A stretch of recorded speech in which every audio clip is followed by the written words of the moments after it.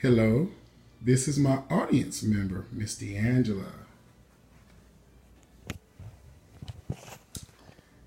And today I'm talking about the effectiveness of the artist known as Kim Burrell and how she has managed to be an influential person in the profoundness in gospel music. And so, who is Kim Burrell? Kim Burrell is, first, she is a songwriter and a musician. She's also a pastor and an orator at her church. She's also an influencer of music and of artists who sing and play music, not just in gospel, but in the industry at large.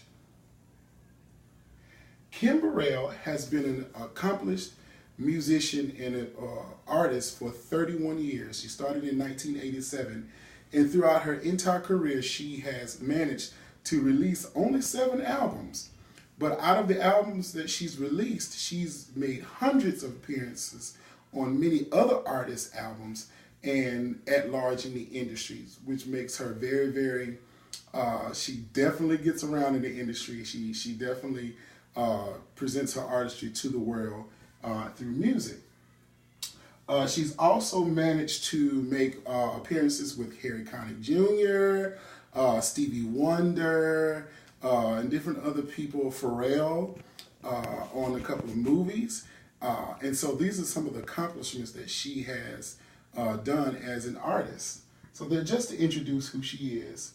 Now, some of the things that she has said, some of her notes and things that she's said during concerts that I've had opportunity to witness makes her a very, very good influential person who has given a lot to the industry, and she is taught and instructed. And so I'd like to share some of the things that she said that influences gospel artists in particular. And one of the things she said that's really profound, she said, if you're going to get into the gospel music industry, don't get in to be famous. Music ministry for gospel artists is not for the famous. It's for those who want to do ministry. And singing gospel is predominantly singing as unto God, with those who also sing unto God as a witness. Kim has also said it is hard to embrace people who are in the industry who are very, very conceited, people who don't like to sign autographs, people who are just, they are mean, they're stuck up, they're arrogant, they're not kind, they're not loving, they're not touchable, and not able to be touched by the people that they're singing to. And that these people are always to be kind of not taken seriously.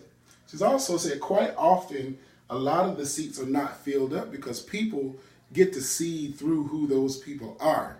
And so with that being said, you know, I wouldn't buy a ticket from somebody who's like that. And so she teaches, if you're going to be a person in the industry, that you need to be influential and you don't need to be like that.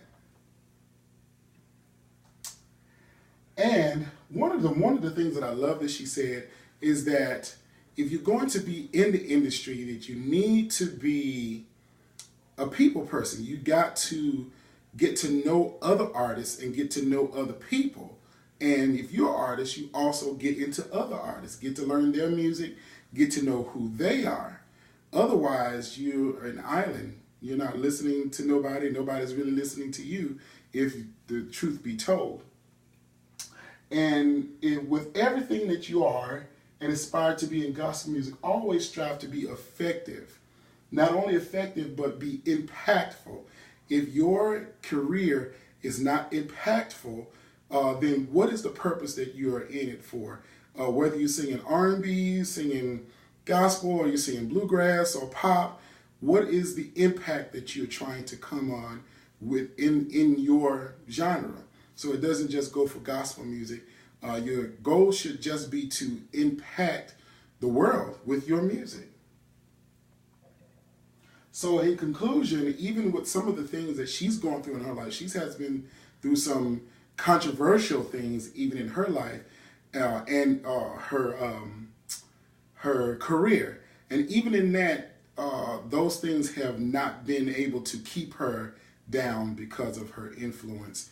And she's probably one of the most influential artists out there. She's a virtuoso of an artist, of a singer. And if you ever get a chance to listen to her, you will be blown away. And so she's one of the baddest artists that I've ever known and there will ever be in the industry.